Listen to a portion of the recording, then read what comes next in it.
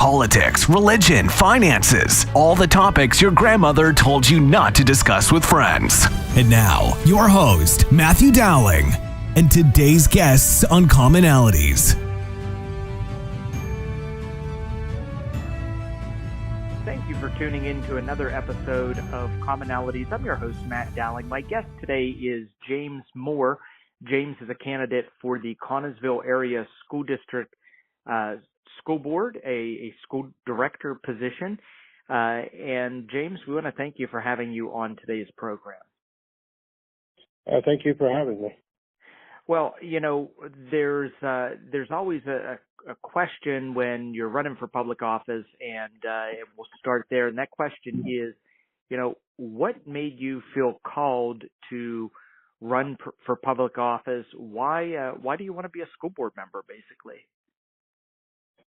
I've been involved with a lot of youth sports over the years, going on 15 years now. I've participated in youth sports as a coach or director of a basketball league. But I just dealing with the kids on a daily basis, you see a lot of, I guess how you could say, where we're failing them. And I do as much as I can as an outsider with my league and with coaching, but comes a time when it seemed like it was just necessary to step up and try to make more of a change from the inside. Well, let's talk a little bit before we get too far in the interview about kind of your personal background. You said you've been involved in youth sports. Do you have any kids there at home? And if so, what age and grades are they? Yes, I have 3 kids. 2 are currently enrolled in PA Cyber Charter School, but they participate in sports for Connellsville Area School District. My daughter is 14. She participates in wrestling, track. I think she's going to try soccer this year. And my son, he does football, and he tried out for the basketball team, but didn't make it. And then my oldest daughter graduated from Lower Highlands. Okay, so you talked a little bit about your experience as a coach, et cetera, in youth sports. But my next question is, you know, what particular experiences or skills do you think that you have that prepared you to serve as a school board member? Just working on a regular basis with families and children in the district. I've been in management positions at several of my jobs in the past.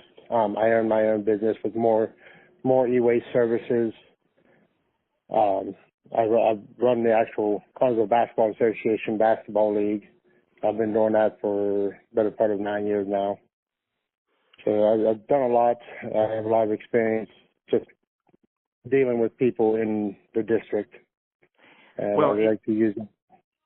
Go ahead. And you mentioned the fact that that you own your own business, and you know, when I look for candidates for any public office, you know, I always love small business owners, because those people that sign the front of paychecks rather than just signing the back of paychecks know that they can only spend what they have in their coffers and their accounts to for their businesses, and hopefully that translates into government as well, and you're able to keep taxes low and the burden low on our local citizens, especially our senior citizens that we have throughout our area. So you talked about what would make you a good school board member and why you think you should be elected to the school board. My question would be, you know, what makes you different from anyone else on the ballot? What differentiates you and makes you a better candidate than maybe some of the others? I'm sure each candidate comes with their own positives and negatives, as most of us do. I like to think that my entire focus is on the students and the families first. Putting all politics aside, we need to do a better job of preparing these children for the future. Many of these kids are coming out of high school right now not being prepared for what life has to offer. I'd just like to see us get a better grasp of getting these kids more prepared, getting back to the basics, especially with their English language, the reading, math skills. We seem to be losing a little bit of that, especially in this district. I think we're right below average on the reading proficiency on the testing, so I'd like to see that increase a lot. So, you brought up the word politics, and we're coming up quickly here on the May primary election. Did you cross-file? Are you going to be running on the Democrat ticket and the Republican ticket, or just one or the other? If someone's going into the voting booth, what parties will be able to find you here in the primary election? I am cross-filed. I know that's always been a tipping point for you, I think. But I believe that cross-filing, really the school board should be an apolitical entity. I mean, the politics will always play some part in it, but if everybody comes together and focuses on what is needed to be done for the district and for the students and families of that district, politics should be put to the side. I would hope that most of the voters would do their due diligence and look at each candidate individually and not just along the party lines.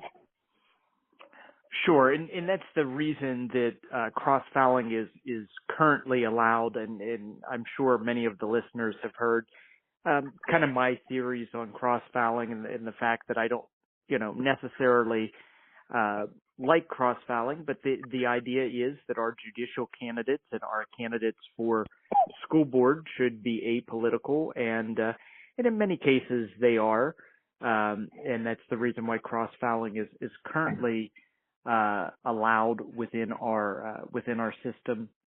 I have a number of other questions that I have for you here, but I think we should get our first break in, and when we come back, we'll be talking a little bit more about your candidacy and giving our listeners a chance to know you as a candidate for the Connellsville Area School Board. You're listening to Commonalities, where guests find common ground through uncommon conversations. We'll be back after this brief break to recognize our sponsors.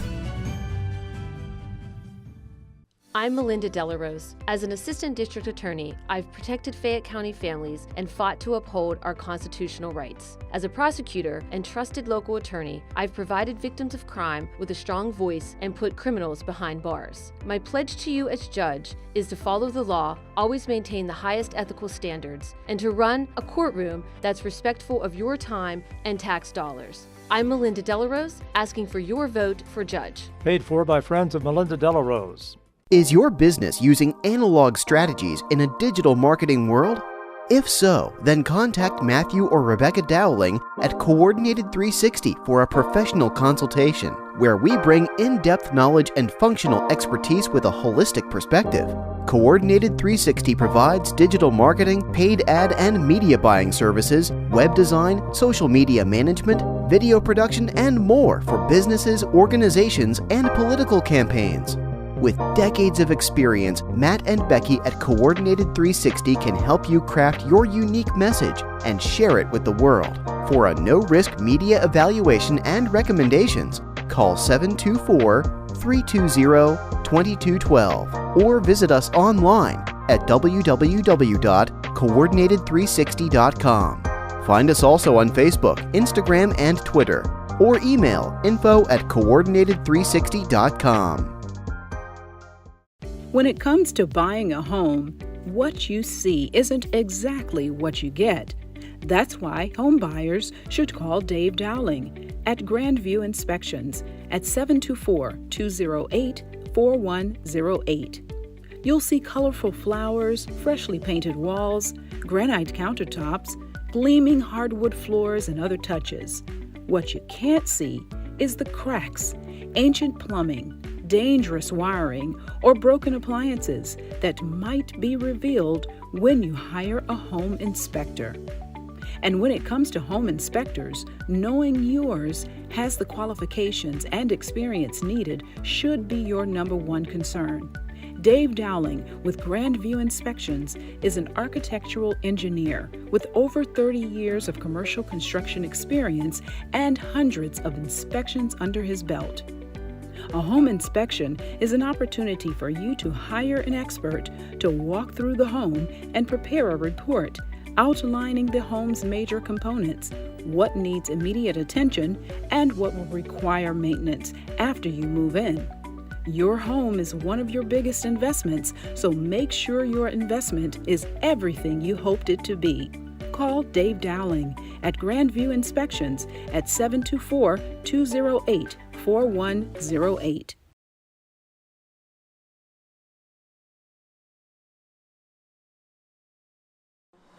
Are you enjoying the program you're listening to? Support Commonalities and help keep us on the air by making a donation of $5, $10, or $25, or any amount you feel comfortable sharing online at donate.commonalities.online. Again, that is donate.commonalities.online on the World Wide Web. Buy our host a cup of coffee or help pay for airtime at donate.commonalities.online. Thanks for sticking with us through the break here on Commonalities. I'm your host, Matt Dowling. My guest today is a candidate for the Connellsville Area School Board, and we've been talking a little bit about his candidacy. He has a strong background in youth activities, youth sports. His name is James Moore, and he is cross-filed, so if you're going into the election booth here in the primary election, you'll find him both listed as a Democrat and a Republican, again for Connellsville School Board. James, one of the things that I wanted to ask you was what do you see as the biggest problem that needs addressed right now in the Connellsville School District, and how do you think as a board member you'll be able to help address that issue? There's quite a few issues actually, but one of the biggest ones is just getting our testing skills up, our testing levels up. I'm sorry, but to get these kids more prepared, we need to get more enrichment classes in terms of the necessary skills needed. I know we offer a lot of art and science, but I think we've lost focus a little bit on more of the basics with the reading, writing, arithmetic, what we grew up with, the 3 R's. That's my biggest issue. I know we need to do a little bit repairing on the bullying and the amount of, I don't know how, not violence, but just the way that the students treat each other, I guess is the best way to say it. Sure, and the fact of the matter is that here in the United States, in those 3 R's in literacy and so forth, we're not reaching the same levels that we did as a country before, and in addition to that, we're kind of falling behind other countries as far as reading and writing and our math courses. China outperforms the United States. So I do think it's worth focusing on those important fundamentals within our local public school districts.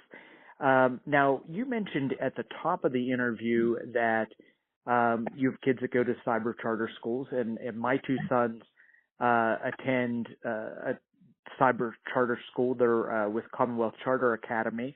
And my question to you is, why did you make the decision to send 2 of your 3 kids to a cyber charter? And what's your experience been like in that cyber charter environment? The main reason I sent my 2 were because of how active they are in sports. A lot of the activities don't end until rather late, and with getting in at 11 o'clock at night, sometimes 11:30, and then getting back up at 5:30 in the morning, it was, to me, I thought it was detrimental to their education and to their mental and physical health. So that was the biggest reason we transferred them over.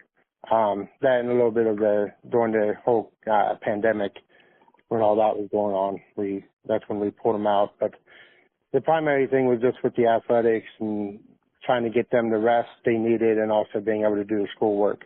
But overall, they've had a great education so far with the cyber school.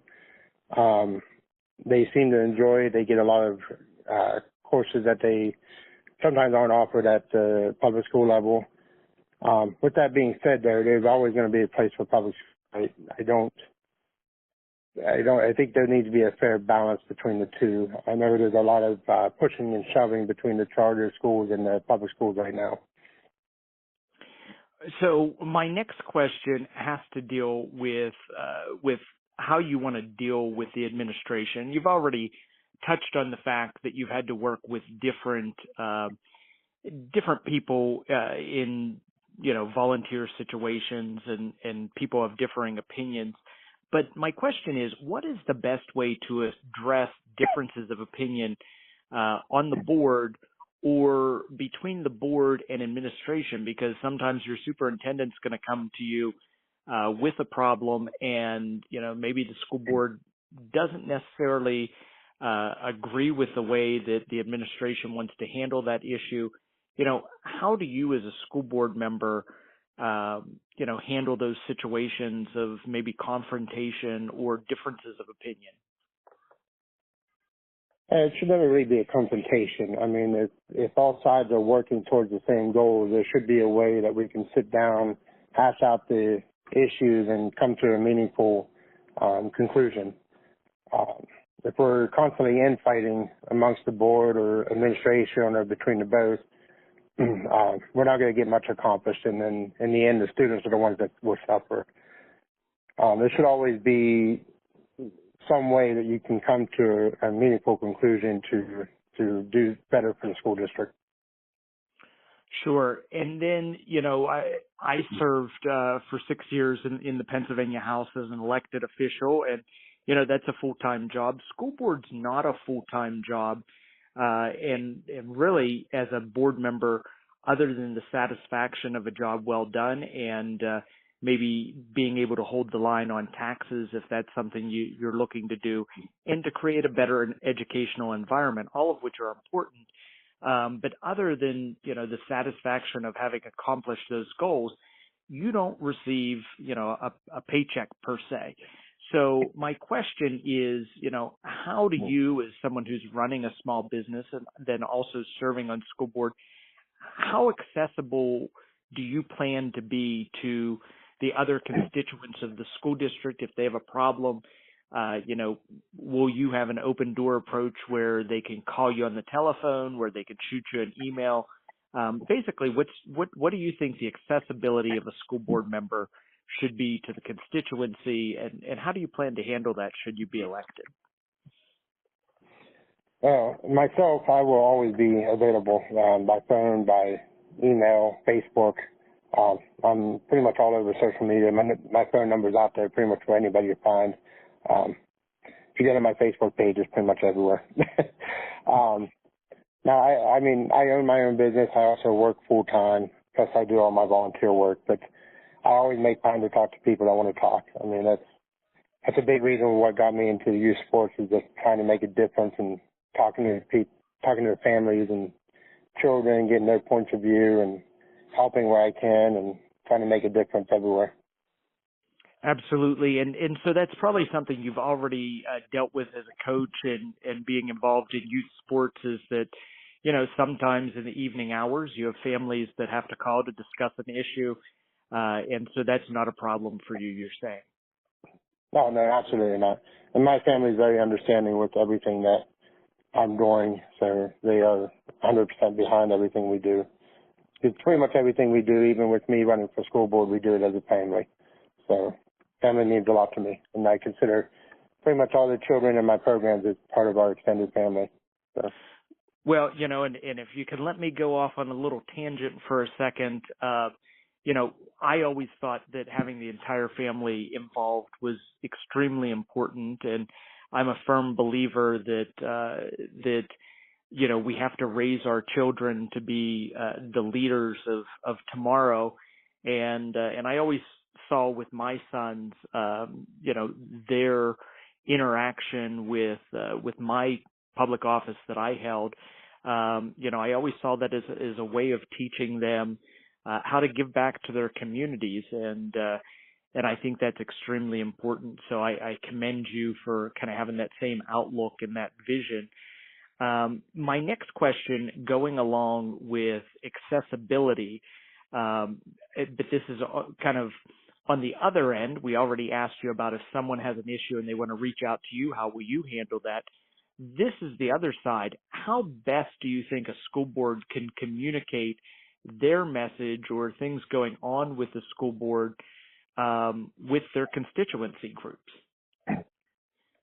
I think we just need to be transparent in all facets. I mean, if we can have we already have open meetings, but we need to get more people involved in those meetings. I'm actually a big supporter of having a student representative on the board, not necessarily, not as a voting member, but as a student representative who can speak for the students. I wouldn't mind seeing a parent representative on there. That way the board can hear from those respective groups and help make a difference based on the feedback they receive from those people. And it also helps streamline the communication, because sometimes all the board members are not as accessible as we'd like to be sometimes. Sure. So, kind of as a follow-up, and forgive me because I don't live in the Connellsville area. I have every streaming service known to man in our household, but we don't have cable anymore. I do listen to the local talk radio station like WMBS and KDKA out of Pittsburgh. But the Connellsville School District, right now, are their meetings live streamed or broadcast or available via local television?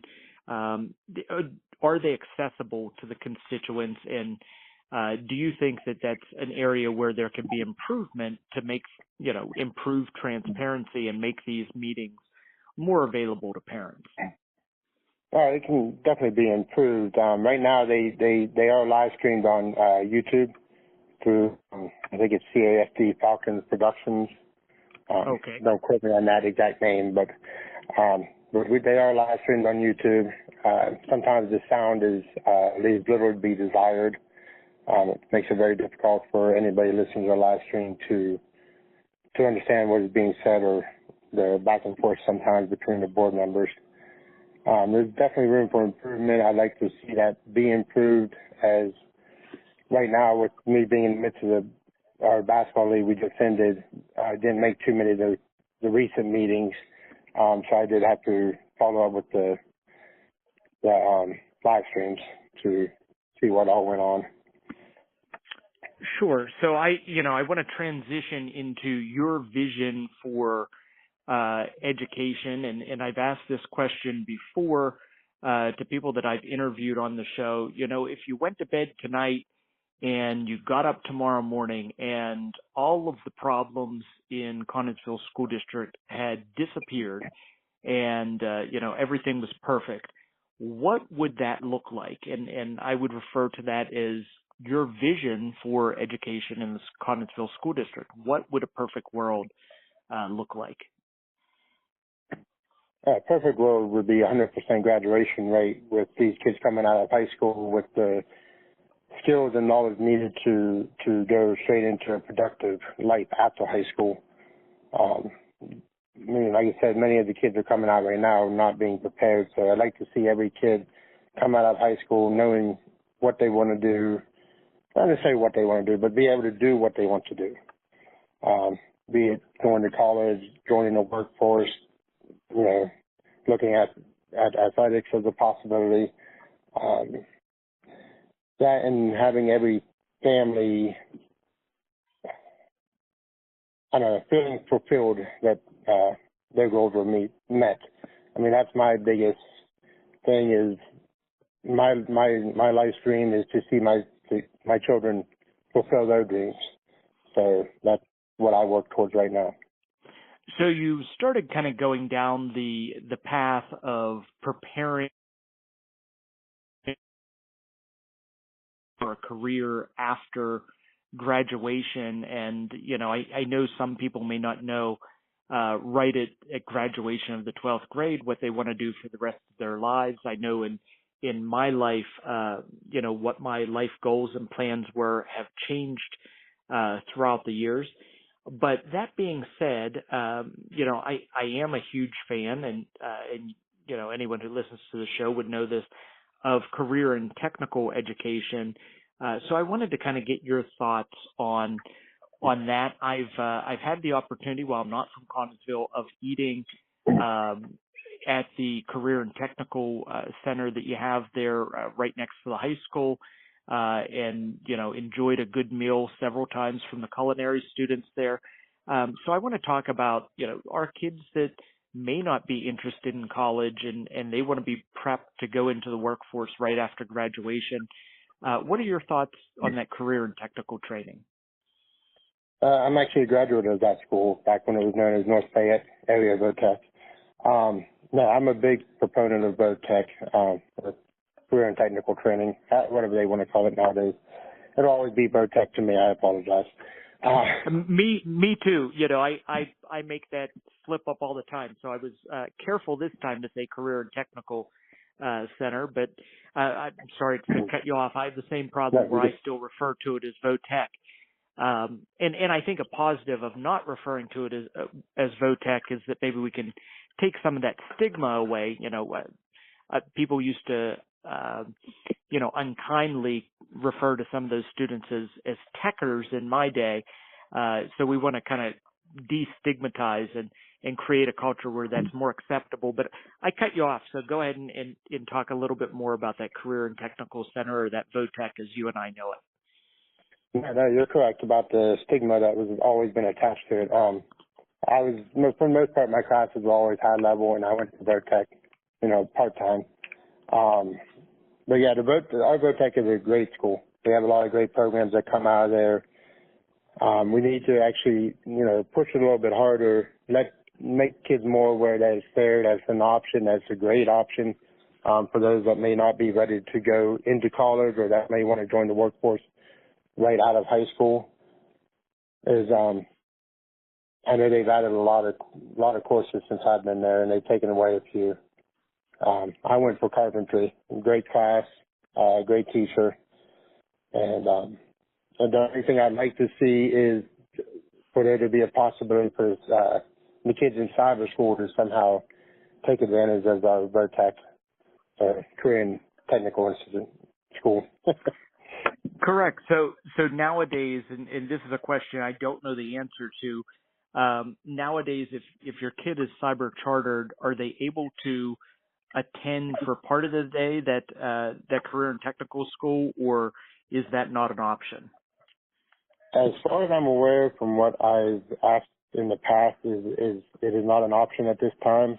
I'd like to see that get changed. I'd be willing to work with anybody that would be willing to see and help make that change. I think it's a wasted opportunity for a lot of the kids who are in cyber school for whatever the reason they are. But it's definitely something we need to look into. I'd be willing to work with anybody that would be willing to listen and help make that change. Absolutely. And part of the reason why I asked that follow-up question was just this weekend, I had an event and we had students from the Fayette County Career and Technical Center, which the lower half of Fayette County school districts use. And I was really impressed by some of those students, and so was my wife.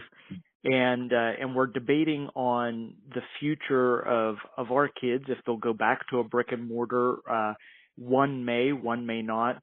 But my wife's question to me was, well, if our kids wanted to go to, and again, I'm going to use the term tech because that's what we knew it as. My wife said, if our kids want to go to tech, will they be able to stay in cyber charter, or will they have to go to a brick and mortar? So like I said, I didn't know the answer to that. And as impartial as I'd like to say that I am on this show, my true feelings are transparent and do come out. I love that career and technical training that's available.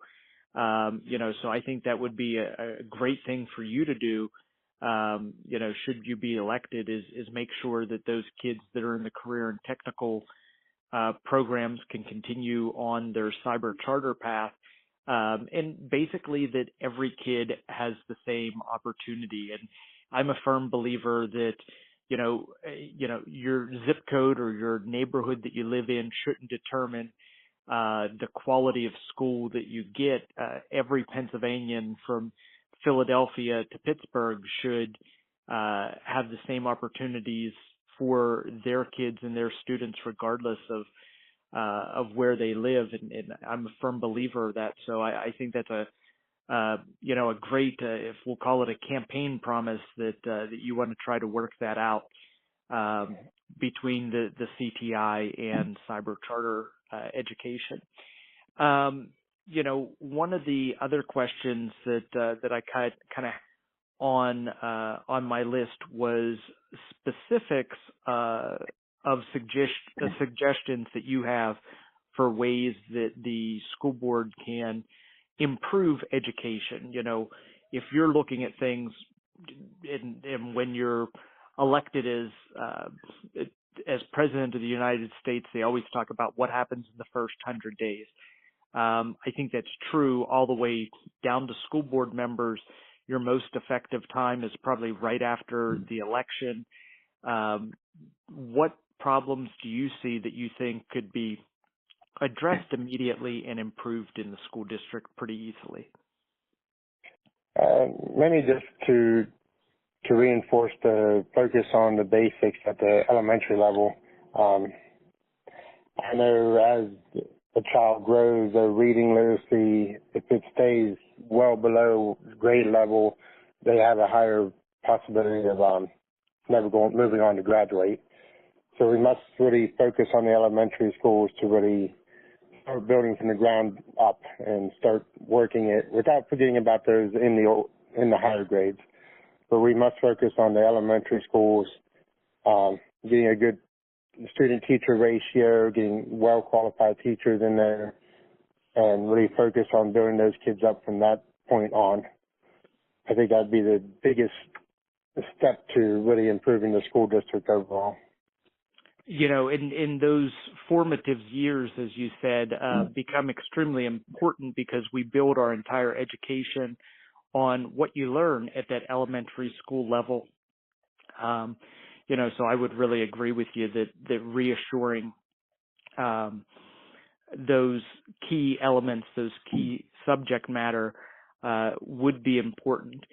So, I want to kind of take the conversation in a different direction, and I think I might have mentioned this in a previous question a little bit, but how do you balance as a school board director the needs of education with the burden of taxpayers that may be on a fixed income and not wanting to necessarily put them at a further disadvantage and raise taxes? How do you balance that? Because educating students is not cheap. It's not free. Making sure that extracurricular activities like sports and band are available to students, that's not something that's cheap or free. So how do you intend to balance, the side of the student experience, I guess, with the burden that is on our taxpayers? Taxes are a necessary evil of education right now. The first thing is to work with state and federal lawmakers on trying to find other ways to fund the schools other than taxation, especially at the property taxes. As you stated earlier in the conversation, our counties here are very high on the medium age range. We have many homeowners and elderly citizens. There's a couple of ways I'd be willing to work with state and federal lawmakers to see what we can do. I know that some thoughts have been increasing sales tax, which I'm all for. Anything that can keep us from raising property taxes and lessening the burden on homeowners is always a positive. We also need to see if there's any funds at the state level that can be diverted into education, and if we're able to shrink anything at the state level. And you kind of took my next question away, which was what changes should be made at the state level or federal level, and finding other sources of revenue for school districts is something that I know is important to constituents. For the 6 years that I was in the General Assembly, I had on a regular basis telephone town hall meetings. I actually at first was a little nervous about having these telephone town halls and letting people ask whatever questions they wanted. And by the first or second one that I had, I was like, oh, these are pretty easy. Because you're just having a conversation with people and you may have to agree to disagree. But my point is, on every one of those telephone town halls that I ever had, one of the questions that I got from the constituents was always about property taxes and how we could eliminate or reduce the burden on property taxes. We could have major things going on in the Commonwealth like a pandemic, and I could be doing a town hall, and the concern was still about property taxes. So, I thank you for giving me your thoughts and addressing that issue, because I know it's an issue that a lot of our constituents have. Now, since we're talking about finances of a school district, I guess one of my final questions here before we get one more break in would be, how do you determine the priorities of the school district's budget when you're going through that process and making that budget? And you may receive a proposed budget from the administration, and then you're going to have to vote on that. But how would you choose what is a priority in the school district budget on an annual basis? One of the biggest things to look at first would be what would improve the student's life, education-wise, extracurricular-wise, especially with the other epidemic we're dealing with in this area with the drugs, especially active. So extracurricular programs are definitely a necessity to keep the kids from having idle hands, per se. But I would the first thing I would look at is what would make things better for the student, what would help educate the children more. And then we'd have to look at where the money is going in terms of staffing. Are we steering it in the right direction of the proper staffing? Sure. So we are going to get our final break in here in just a moment. Before we go to recognize our sponsors for the program, I wanted to quickly make another public invitation. I've done this on the last several episodes. If you're running for public office and you'd like to be a guest on Commonalities, we're more than happy to have you. You can find me via social media, pretty much any of the social media platforms that you're on, Facebook, Instagram, etc. Please send me a message. Excuse me. Visit Matthew D. Dowling. That's Matthew, D as in David, Dowling.com. You can find my contact information there. But we want to have as many candidates on the program as we can. And, there's no cost. And again, you can be a Democrat, you can be a Republican, party doesn't matter. I normally research the top concerns that constituents have, and then try to lead the conversation that way so that you have your chance to address your thoughts and feelings on the program. So again, open invitation to anyone running for office. We'll give priority to those whose future of being in the race will be determined through the primary. So we'll try to get those people on first, and then we'll be doing this all the way up till the general election in November, while we'll have some episodes that don't meet the candidate kind of forum situation that we have on some of our programs. We will try to get as many of those people that want to come on to talk about their elections as possible. We're going to go to a quick break, and when we come back, we'll have final thoughts, and we'll allow Mr. Moore the chance to give his contact information out and let you know how to get involved with his campaign or to ask him additional questions. Stay with us here on Commonalities. You're listening to Commonalities, where guests find common ground through uncommon conversations. We'll be back after this brief break to recognize our sponsors.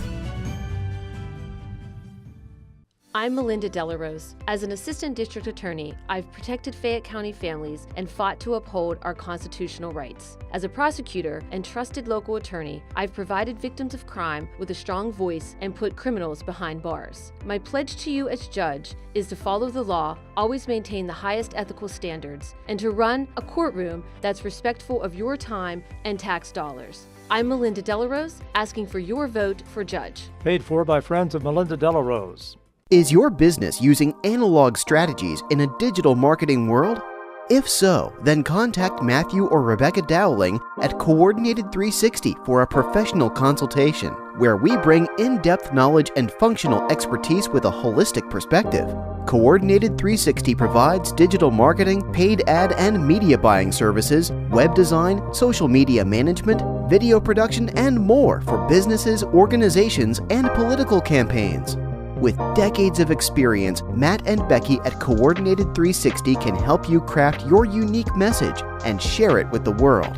For a no-risk media evaluation and recommendations, call 724-320-2212 or visit us online at www.coordinated360.com. Find us also on Facebook, Instagram, and Twitter, or email info@coordinated360.com. When it comes to buying a home, what you see isn't exactly what you get. That's why home buyers should call Dave Dowling at Grandview Inspections at 724-208-4108. You'll see colorful flowers, freshly painted walls, granite countertops, gleaming hardwood floors, and other touches. What you can't see is the cracks, ancient plumbing, dangerous wiring, or broken appliances that might be revealed when you hire a home inspector. And when it comes to home inspectors, knowing yours has the qualifications and experience needed should be your number one concern. Dave Dowling with Grandview Inspections is an architectural engineer with over 30 years of commercial construction experience and hundreds of inspections under his belt. A home inspection is an opportunity for you to hire an expert to walk through the home and prepare a report outlining the home's major components, what needs immediate attention, and what will require maintenance after you move in. Your home is one of your biggest investments, so make sure your investment is everything you hoped it to be. Call Dave Dowling at Grandview Inspections at 724-208-4108.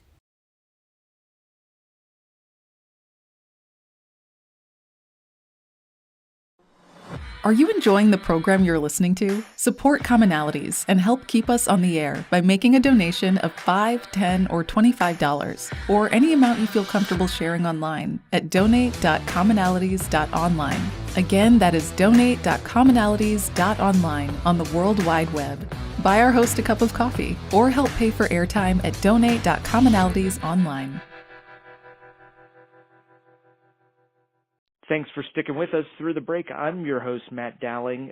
My guest today is James Moore. He's a candidate for the Connellsville Area School Board, and we have just about 2 to 3 minutes left. Mr. Moore, I want to turn it over to you to talk about any final thoughts you may have, as well as to let people know how to get involved with your campaign.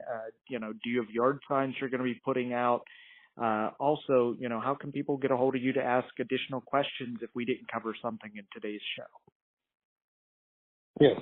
First, I'd like to say thank you for having me. I just hope that anybody that goes out to vote for the Look for the candidate you think will do the most for you and your family, whether that be me or one of the other candidates that are running.